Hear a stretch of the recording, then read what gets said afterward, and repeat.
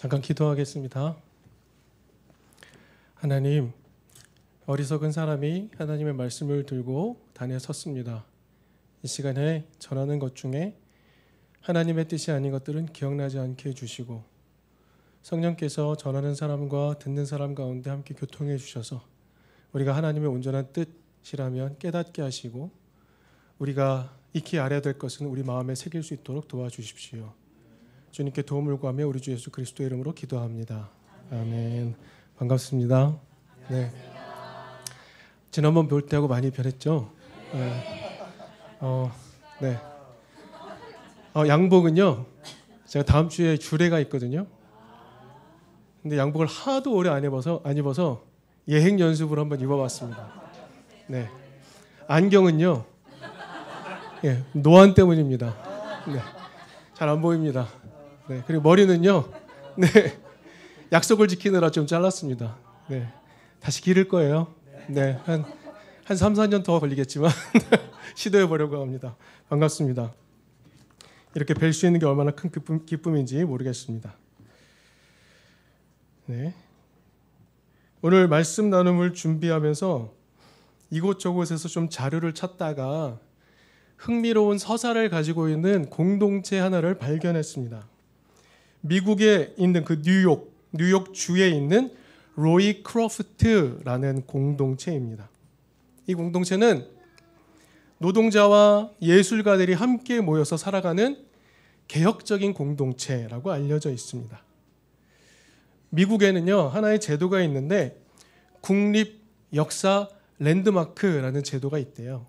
내셔널 히스토릭 랜드마크라는 제도가 있다고 합니다. 미국의 역사가 비교적 짧지 않습니까? 그럼에도 불구하고 특정한 건물, 공간, 장소, 구조물이 좀 역사적으로 특별한 중요성을 가졌다고 인정할 때 이 국가 랜드마크로 지정을 해준다고 합니다. 미국 안에서 본인들이 선정한 역사적 유적지는 9,000개 정도가 9만 개 넘는다고 해요. 그 중에 약 3% 정도만이 랜드마크로 인정을 받는다고 하는데 이 로이 크로프트 공동체가 함께 머물렀던 공간이 이 국립 역사 랜드마크 중에 하나라고 합니다. 뭔가 중요하다는 의미가 담겨 있겠죠. 그래서 로이 크로프트 공동체에 대해 조금 알아보았습니다. 이 로이 크로프트 공동체는요, 1897년에 엘버트 허바드라는 사람이 설립을 한 공동체입니다. 그 사람이 한 것은 뭐냐면요, 이곳에 예술가들, 공예가들 모았습니다. 그래서 그들이 올곧은 장인 정신, 바른 철학을 추구하며 같이 살아갈 수 있는 공동체를 만들어낸 겁니다. 그래서 굉장히 중요한 운동의 발상지로 여겨진다고 해요. 미국의 그리 길지 않은 예술과 공예, 역사에서 굉장히 중요한 역할을 차지하는 공동체라고 합니다. 이 공동체 활동이 20세기 초반에 미국의 건축, 미국의 예술, 디자인 발전에 큰 영향을 미쳤다고 해서 이들이 머물렀던 캠퍼스, 로이 크로프트 공동체 캠퍼스를 국가 랜드마크로 지정을 할 정도가 됐다는 거죠. 그들이 가졌던 가치가 이런 거라고 합니다. 예술적 가치를 함께 공유하고 일과 놀이를 잘 조화시켜 즐겁고 행복하게 살아가도록 하는 것. 이게 그 공동체의 목표였다고 해요. 매우 창의적이고 독창적인 공동체였던 것 같습니다. 이 엘버트 하바드라는 사람은요, 공동체를 매우 중요하게 여겼기 때문에 그 안에서 친구라는 존재가 얼마나 중요한지 설명을 했습니다. 사실은 이 말에 이끌려서 로이 크로프트 공동체까지 확인해 보게 된 것입니다. 그는 이렇게 말했다고 합니다. 한번 머릿속에 살짝 기억해 보시죠. 설명하지 마라. 친구라면 설명할 필요가 없고 적이라면 어차피 당신을 믿으려 하지 않을 테니까 라고 얘기를 했다고 해요. 친구라면 설명할 필요가 없다. 저는 이 말을 들으면서 곧바로 욥의 세 친구들 모습이 떠올랐습니다. 성경은 욥을 비난했던 세 사람을 친구라고 이야기합니다. 친구. 하지만 그들은 진짜 친구였던 것일까요? 여러분은 욥기를 어떻게 이해하고 계십니까? 욥기는 어떤 책인가요? 이유 없는 고난을 당하는 욥에게 과연 하나님은 정의로우신 분인가? 하나님은 정말 사람들에게 정의로우신 분인가? 하는 질문을 던질 때마다 우리는 욥을 찾아갑니다. 욥기를 읽으며 하나님이 과연 어떤 분인가? 정의로우신 분 맞나? 라고 확인하고자 할 때 욥기를 찾아가죠. 그런데 저는 한 가지 중요하게 깨달음의 변화를 가져오게 됐습니다. 뭐냐면 고난의 관점으로 욥기를 보면 도무지 답이 나오지 않는다는 것이었습니다. 고난을 중심 테마로 삼고 욥기를 읽어보면 아무런 답도 얻을 수 없습니다. 결론적으로 왜 그러냐면 욥기 안에서 하나님은 이유 없는 고난을 당하는 욥에게 고난의 이유를 전혀 설명해 주지 않기 때문에 그렇습니다. 하나님이 설명해 주지 않습니다. 하나님이 설명해 주시지 않으니 저도 찾아낼 방도가 없습니다. 고난의 관점으로 욥기를 읽는 것의 문제라고 할 수 있습니다. 여러분, 고난은 왜 찾아올까요? 물론 인간의 욕망 때문에 찾아오는 경우가 꽤 많습니다. 하지만 이유를 알 수 없이 찾아오는 고난이 훨씬 더 많습니다. 욥과 세 친구의 모습을 한번 보면 대립하고 있다는 것을 우리는 분명히 알 수 있습니다. 이 대립이 그런 상황을 잘 대변해 주는데요. 욥은요, 자신이 고난받을 이유가 없다고 계속해서 항변합니다. 나는 고난받을 이유가 없다. 그런데 제 친구는 어떻게 이야기합니까? 고난의 이유를 찾아내라 라고 둘이 항변합니다. 이 두 평행선은요, 욥기가 끝나갈 때까지 없어지지 않습니다. 그런데 이 두 평행선이요, 오늘 본문을 통해서 급하게 마무리되는 것처럼 보입니다. 오늘 본문의 7절 말씀을 함께 볼까요? 결론입니다. 같이 읽겠습니다. 주님께서는 욥에게 말씀을 마치신 다음에 대만 사람 엘리바스에게 이렇게 말씀하셨다. 내가 너와 내 친구에게 분노한 것은 너희가 나를 두고 말을 할 때에 내 종 욥처럼 옳게 말하지 못하였기 때문이다. 여기서 중요하게 우리가 염두에 두어야 될 단어가 있습니다. 분노입니다. 하나님이 분노하셨다는 것. 누구에게 하셨을까요? 이것을 우리가 잘 염두에 두고 말씀을 따라갈 필요가 있습니다. 욥기 내내 욥은이 어떻게 했습니까? 하나님이 나하고 싸우고 계신다라고 이야기합니다. 하나님이 아무런 이유 없이 나에게 재난을 주셨다고 이야기합니다. 하나님이 나하고 싸우고 있다고 계속 욥은 이야기하죠. 제 친구는 어떻게 이야기합니까? 욥기를 읽어보신 분들은 그 메시지가 딱 떠오르실 텐데요. 이렇게 말합니다. 하나님께 징계를 받는 것은 복된 일이야.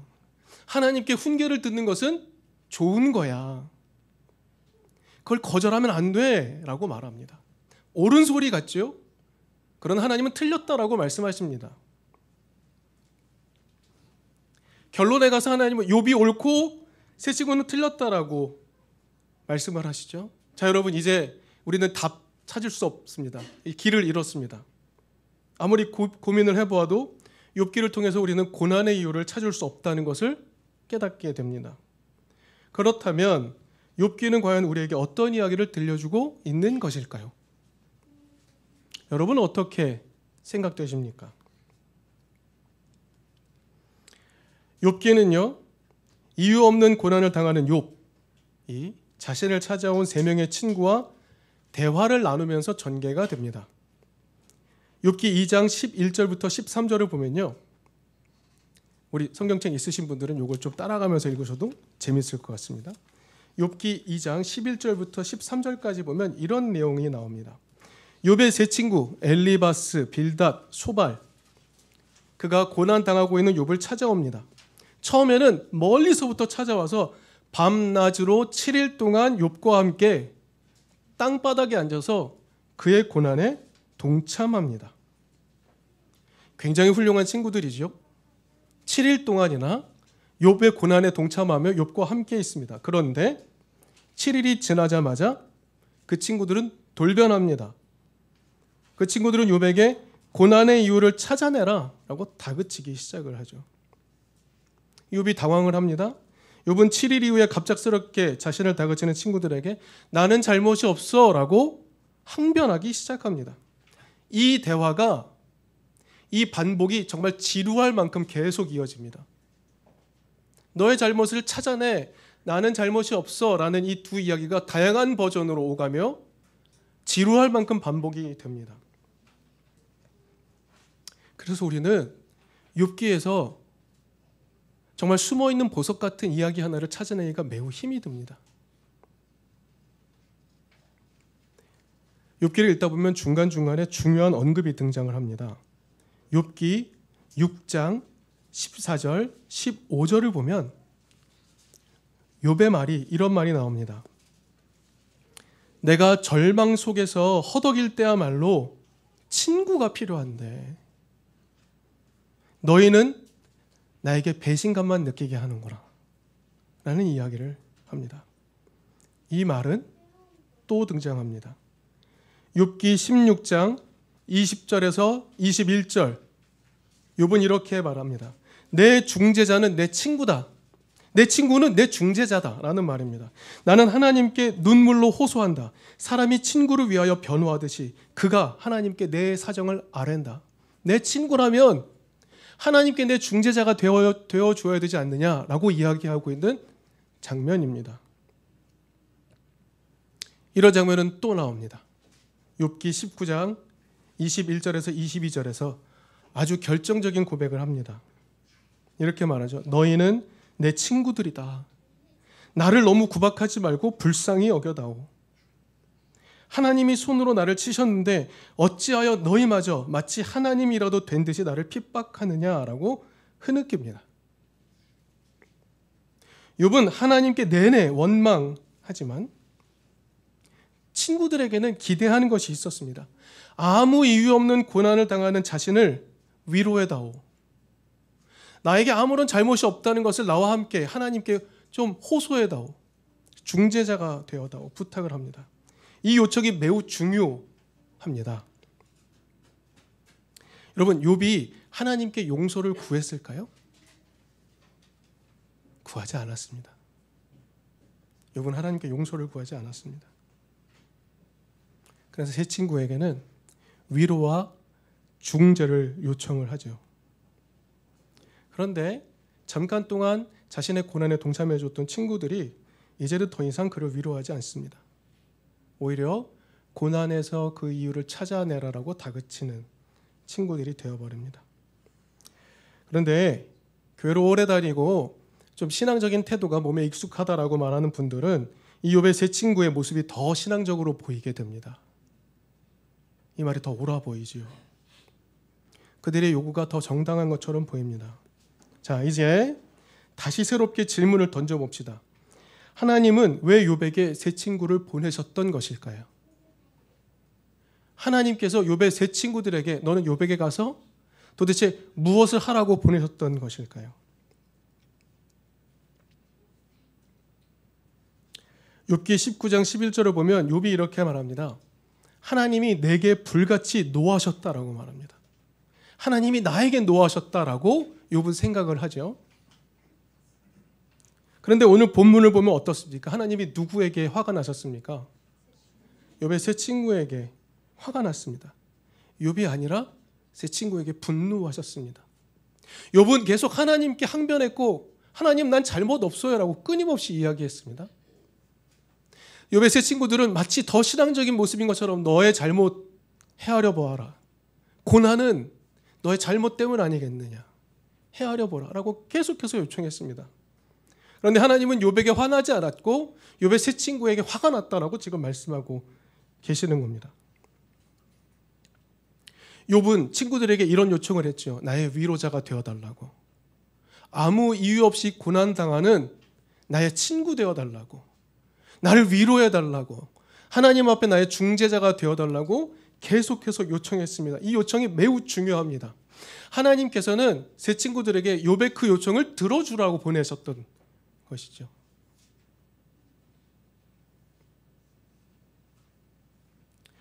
우리가 고난을 당할 때 즉각적으로 발동하는 모드가 있습니다. 내가 무엇을 잘못했지? 무슨 잘못 때문에 나에게 이런 고난이 닥쳐온 거지? 라고 생각합니다. 아무리 돌아보아도 이유를 찾지 못할 때가 있습니다. 그러면 신앙 좋은 사람들이 와서 이유를 찾아보라고 다그칩니다. 그때만큼 괴로운 일이 없죠.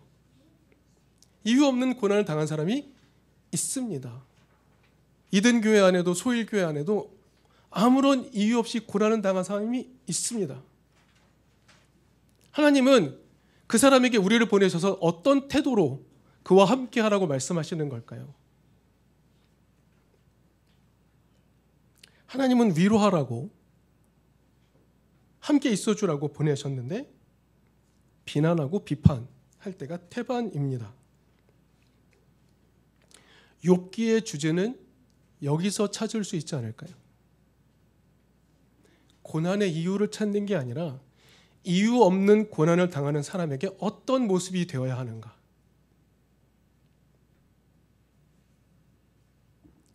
하나님은 아무 이유 없는 고난 당하는 이 곁에서 적으로서 있지 마라. 좀 내가 설명할게라고 해도 믿어주지 않는, 내가 아무리 설명해도 믿어주지 않는 적의 모습으로 있지 마라. 대신 어떤 설명도 필요가 없는 친구로서 그의 곁에 함께 있어 주어라 라고 말씀하시는 것 아닐까요? 여러분, 하나님에게 욥기 아래서 욥이 변화되어서 새로운 버전의 욥이 되는 것을 하나님이 바라셨던 것일까요? 욥의 갱신이 필요한 것입니까? 욥기에서는 욥의 갱신을 말하지 않습니다. 욥은 처음부터 끝까지 하나님 앞에서 옳았습니다. 하나님 보시기에. 그러니 욥기를 통해서 욥의 변화를 읽을 게 아니라 친구들의 변화를 보아야 하는 것이죠. 아무 이유 없이 고난당하는 이들의 곁에서 구박하지 말고 절망 속에 있을 때 같이 있어주고 중재자 되어주어라. 이런 사람을 필요로 하신다는 것을 욥기가 보여주는 것은 아닐까? 그런 친구 되어주는 것이 하나님 나라에 합당한 모습이라고 욥기를 통해 우리에게 알려주시는 건 아닐까? 하나님의 옳고 그름은 욥기에서 중요한 이슈가 아닙니다. 오늘 우리가 갈 때 서신서 말씀 야고보서에도 그 유대 공동체 안에 남아있던 놀라운 전승 하나 있었음을 소개합니다. 유대 공동체는요, 아브라함이라는 사람이 하나님의 벗이라고 불렸다는 사실을 알고 있습니다. 하나님의 벗. 이렇게 불렸던 이유가 무엇이라 소개하냐면 아브라함이 하나님을 믿으니 하나님께서 그것을 아브라함의 의로움으로 여기셨다. 이것 때문에 아브라함이 하나님의 벗이라고 불렸다라고 이야기합니다. 창세기 18장 17절을 보면 하나님과 아브라함의 대화가 나옵니다. 내가 앞으로 하려는 일을 어찌 아브라함에게 숨기랴 라고 하십니다. 하나님은요, 하나님 당신 자신을 이해해 줄 존재로서 아브라함을 만나셨습니다. 아브라함은요, 나중에 결국에 드러나게 될 하나님의 사랑의 계획을 신뢰했기 때문에 하나님과 친구가 되었다라고 성경은 말하고 있고 유대 전승은 그것을 기꺼이 받아들이고 있는 겁니다. 하나님의 마음에 대해서 더 이상 설명하지 않아도 되는 친구로서 아브라함이 자리매김을 한 것이죠. 아브라함은 먼저 하나님과 친구 되는 것이 얼마나 중요한지를 보여준 최초의 표본이라고 할 수 있습니다. 설명하지 않아도 알아주는 친구. 이 시간 여러분 머릿속을 딱 스쳐 지나가는 한 사람이 있습니까? 그렇다면 행복하신 분입니다. 이제 우리의 시선을 좀 돌려서 죄인의 친구 되어 주셨던 예수님을 발견해 봅시다. 예수님의 별명이 무엇이었을까요? 여러 별명이 있었습니다. 그 중에 하나가 무엇이냐면 세리와 죄인의 친구라는 말입니다. 당시 종교 권력자들은 어땠습니까? 세리, 죄인을 위해서 하나님께 중재자 역할을 하지 않았습니다. 오히려 그들의 죄를 만천하에 드러내어서 그들이 당하는 비난이 마땅하다고 이야기했습니다. 누구도 그들의 친구 되어주지 않았습니다. 그때 예수가 나섭니다. 그리고 예수는 그들의 친구가 되어줍니다. 아무도 자신들의 처지를 위로해 주지도 않았고 믿어주지도 않았고 중재자 되어주지도 않았을 때에 예수는 그들에게 찾아가서 위로자 되어주었고 중재자 되어주었습니다. 그래서 사람들이 볼 때도 저 사람은 세리와 죄인의 친구로구나 라고 할 정도였습니다. 심지어 오늘 요한복음 본문 13절에서 예수는 친구를 위해 목숨을 내놓는다, 놔둔다, 버린다라고 이야기합니다. 예수는요 지금 자신의 목숨을 걸고 이들을 대변해 주십니다. 예수는 그런 삶을 사셨고 죽으셨습니다.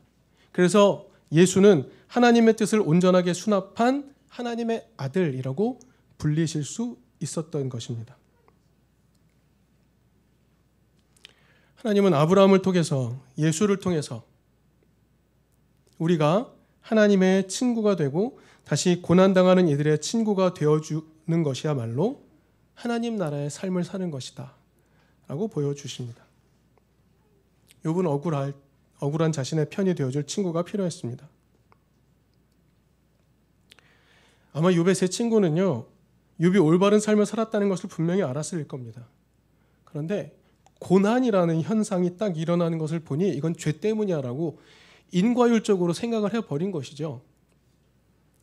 우리 머릿속에 고난이 죄 때문이라고 생각한다면 이것조차 걷어내야 된다고 성경은 가르쳐주고 있는지도 모릅니다. 고난이 죄를 설명하는 것이 아닙니다.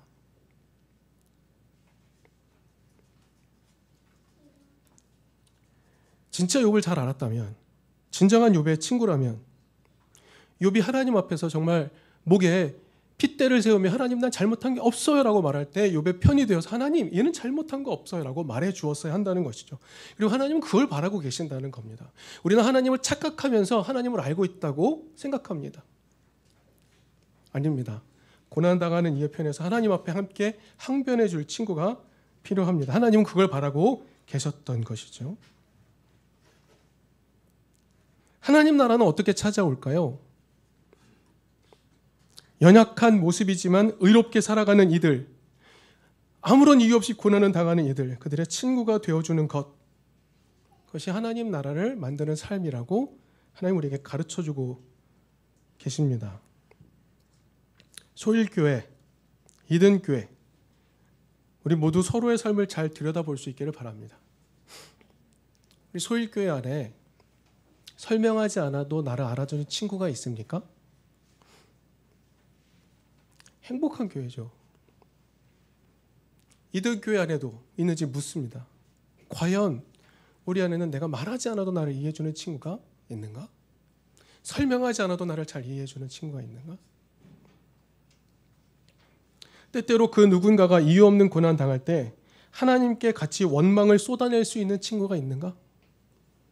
하나님께 하나님 얘는 잘못한 게 없습니다 라고 같이 눈물을 흘려주며 목에 핏대를 세우며 하나님 이 친구는 고난 당할 만한 이유가 아무것도 없습니다 라고 함께 눈물을 흘려줄 친구가 있는가? 하나님이 그걸 바라고 계신다 라는 것이 오늘 말씀이 우리에게 전달해주는 내용입니다. 여러분, 같이 울어주고 같이 중재자가 되어주는 것, 그런 태도는요 하나님을 향해 반항하는 게 아닙니다. 그게 더 하나님의 마음을 흡족하게 합니다. 의롭게 살려고 노력하다가 아무 이유 없이 고난을 당하는 자의 편에 서서 그들과 함께 하나님, 이 사람은 잘못한 것이 없습니다. 이 사람의 고난의 이유가 없습니다. 같이 위로자가 되어주고 중재자가 되어주는 것, 이것은 하나님께 대한 반항이 아니라 하나님이 원하시는 것임을 우리는 깨달을 필요가 있습니다. 오늘 우리는 말씀을 마무리하면서 한 가지 결단을 좀 해보면 어떨까 싶습니다.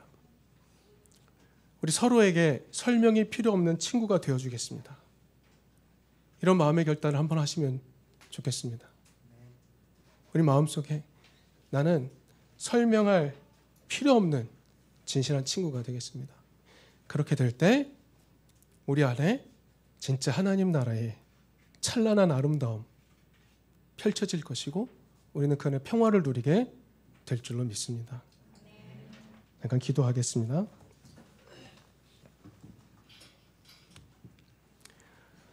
하나님, 우리 누구의 친구인지 돌아봅니다. 오늘 우리는 내 곁에 의롭게 살지만 아무런 이유 없이 고난당하고 있는 이의 친구가 되어주고 있는지 다시 한번 돌아봅니다. 어쩌면 소일교회는, 이든교회는 그런 노력을 이미 시작한 교회일지도 모릅니다. 그렇다면 우리는 그 역할을 잘 해낼 수 있도록 하나님 도와주십시오. 우리의 수고와 우리의 노력이 말할 수 없는 고난을 당하는 이에게 위로가 되어주고 그들과 함께 하나님께 호소하고 그들의 중재자가 되어주는 그런 역할로 이어질 수 있도록 도와주시옵소서. 감사드리며 우리 주 예수 그리스도의 이름으로 기도합니다.